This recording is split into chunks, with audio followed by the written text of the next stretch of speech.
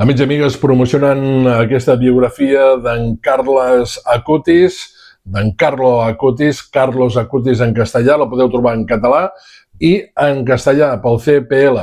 Bé, algú m'ha preguntat, no s'hauria de dir Carlo? Doncs no necessàriament, perquè els sants, santes, els papes o fins i tot els reis es poden traduir amb la llengua vernàcula.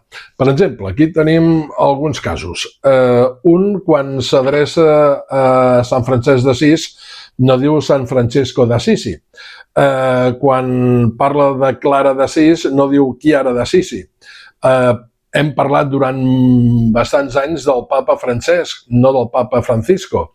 Actualment, el papa de Roma és Lleó XIV, no Leo de Furthings, més o menys Furthings.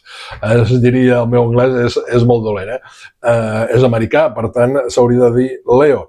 El rei emèrit, no diem el rei Juan Carlos, sinó Joan Carles, o el mateix rei Felip VI, no Felipe VI.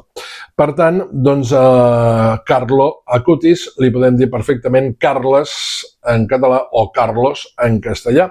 La seva festa és el 12 d'octubre i dir-vos que si teniu un fill i li voleu posar el nom de Carlo Acutis, li podeu posar perfectament, o Carles Acutis, li podeu posar perfectament el nom del sant, com per exemple pot ser que tingueu un fill que es digui Clara d'Assís, Francesc d'Assís, o també Bernat de Claravall.